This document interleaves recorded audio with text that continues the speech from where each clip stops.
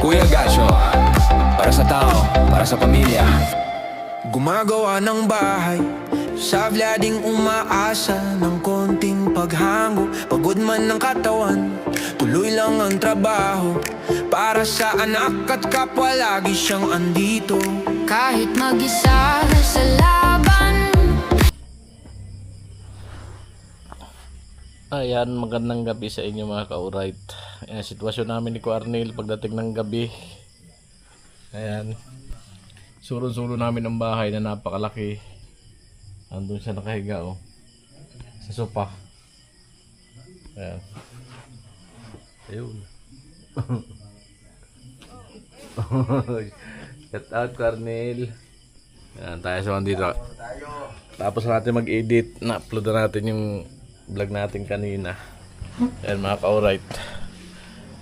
Sarap ng buhay namin, OFW ng Kamsur. Kamnorte. Ayan. So di ko pa alam kung mga ilang araw pa kami dito, kung managdagan pa yung mga ibang paggawa. Mga ka-alright, no.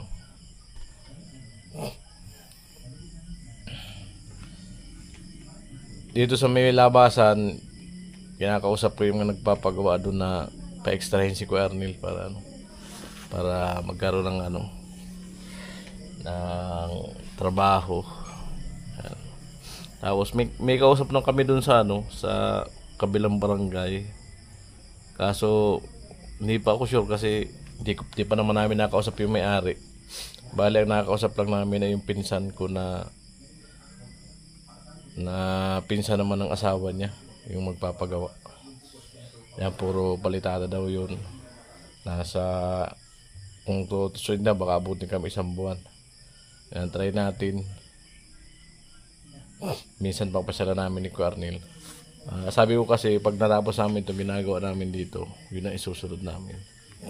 Kasi yung pinunta ko talaga dito na gagawin na pabahay na tutulungan namin ni Kuya Arnel ay wala pa. Kasi napinding yung pera na pang-umpisa na 33K na galing doon sa pinaka-may-ari ng bahay, no. Ay mga ka-alright, bali yun, habang nag-aantabay kami doon, sabi ko magkontrata muna kami ni Kuya Arnel dito ng mga magpapagawa ng bahay. Kasi kung antayin namin yun, yari kami, wala kaming dito budget na ganun kalaki pang araw-araw. Kaya laban lang. May awa naman ang Diyos. Ayan. Gagawa ng paraan ng Panginoon para tayo ay matulungan. Siyempre samahan natin ng kilos. Ayan. Para din sa sa pamilya ng mga umaasa. Ayan. Laban lang kami ni Kuya Arnel. Arnel, laban lang. Pag nainip si Kuya Arnel, talo. Uuwi siya doon. Wala naman trabaho doon. Di ba? Dito tayo, makipagsapalaran tayo dito. Dahil dito daw sa Kamnorte, nagkakaubusan ng mga skilled worker na mga karpintero dahil nga mas inuuna nilang pumunta ng kabudan kasi napakamahal ng ginto. Ayan, malalaki ang kita. Minsan daw naaraw ng 5K, 3,000. Kaya imbis na yung mga dating karpintero maggawa ng bahay ay mas minabuting sa kabudan. Kaya marami kumikita dito na mga nag-high grade daw sa kabudan. Ngayon, mga nagpapagawa naman ng bahay, wala akong makakuha na karpintero. Kaya ito nga ginagawan ko, di ba 1 buwan na nga nung punta ko dito, nakatiwangwang pa rin kasi nga walang makuha na nagagawa. Buti nga itong dumating kami. Yung saktong dating namin ni Kuya Arnel, ikakabit sana yung sliding. Yun nga namumblema yung magkakabit. Ang lalaki ng awang. Kasi hindi naman daw niya pwedeng sundin yung yung pagkatagilid ng siminto sa pagkagawa ng bintana kasi nga eskwalado siyempre ang aluminum pati yung mga salamin. Kaya nung tinignan namin ni Quarnil, kita nyo naman sa video, no. Eh sabi ko, huwag mo na muna ikabit. I-repair muna namin. So isang araw lang na-repair namin ni Quarnil. Tapos sunod na araw masilyahan, pintura. So pangalawang araw pa lang kami ni Quarnil, napakarami na namin nagawa. So bukas halos baka matapos ko na yung tiles na na ikakabit, mga ka-alright, no. Yan, abang-abang tayo. Tapos pabaklasin ko dun yung yung nakaharang para matiles ko. Tapos papabago ko yun para mas maganda 2x2 na tubular, para mas matibay, mabaskog. At bibili tayo sa junk shop ng angle bar. Yun ang ibabao natin dun sa ibabari na screw. I-screw natin na nakakabit dun sa tiles, nakapatong natin. Lalagyan lang natin ng sealant yung gilid-gilid para di pasukan ng tubig, hindi siya kalawangin dun sa pinakang ilalim. Ayan, mga ka-alright, abangan nyo. So yung siyempre pagtutornilyo, tatago natin yung gawa natin ng paraan. Tapos gagawin ko pa yung hagdan, lalagyan ng plywood cover para pag umahakbang daw di yung alikabok dun sa sa kwarto, di maglaglag. Siyempre kung may aakyat din na babae, hindi masilipan kung may nakahiga dun sa kwarto. Ayan, mga ka-alright, abangan nyo dyan. Yan mga gagawin ko dito. So baka yung isang yero dun sa tumutulo, baka paayos pa sa atin. Abang-abang kayo. Yan, sitwasyon namin ni Quarnil dito. Talo inip. Quarnil, wala ibang libangan, ganito lang. Higa, pagkatapos trabaho, pahinga, pagkakain, higa na naman. Ganito lang. Sitwasyon. Quarnil, wala kami mga kumot. Kagabi, grabe ang lamig.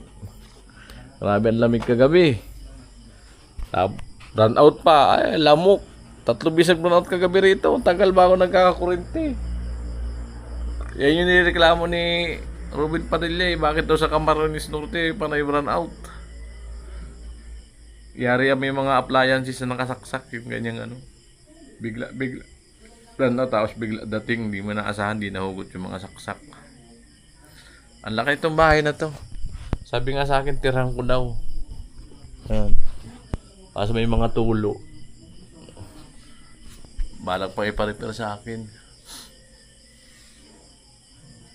Sabi ko pag na lang, pag nirepair ko yung bahay ko dyan sa labasan, sa December, yan, dito ako titira. Habang gumagawa doon kasi matagal-tagal yung gagawin, mga 1 buwan yun. Pagbubungan ko yung bahay ko dyan. Sayang kasi, mabubulok. Yan.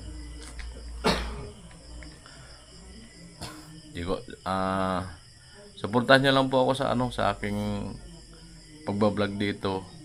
Sideline na talagang pinil ko rin na mag-sideline kasi gugutuming kami na mag-ama dahil sa hina ng views, hina ng kita sa YouTube.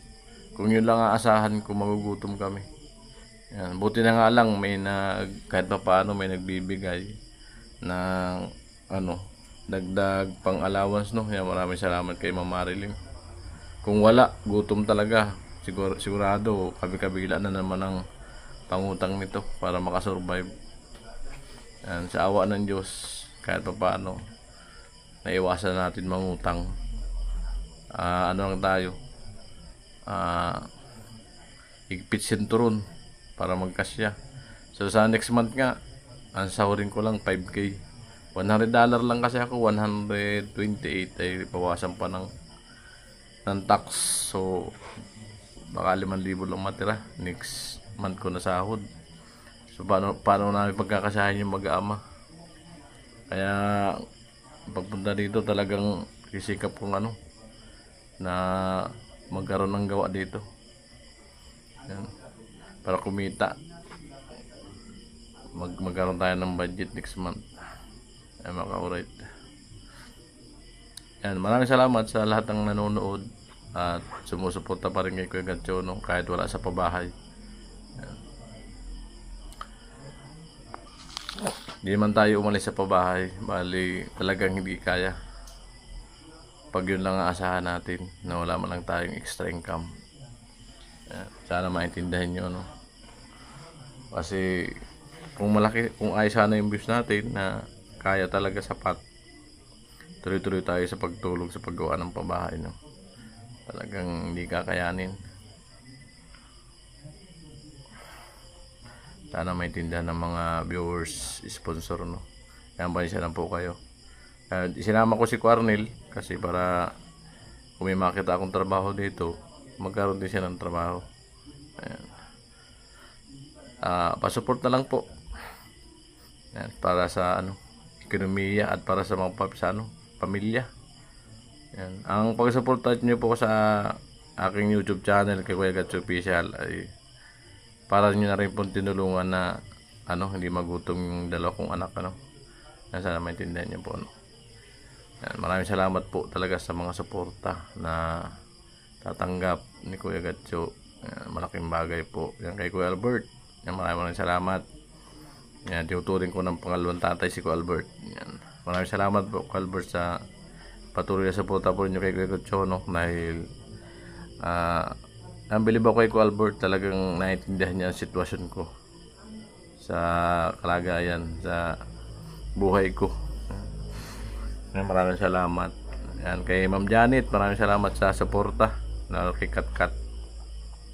Maraming salamat po, napakalaking tulong binibigay niyo. Ayan, kay Ma'am Marilyn, maraming salamat sa patuloy na suporta po, at sa aking pinsan na si Ella.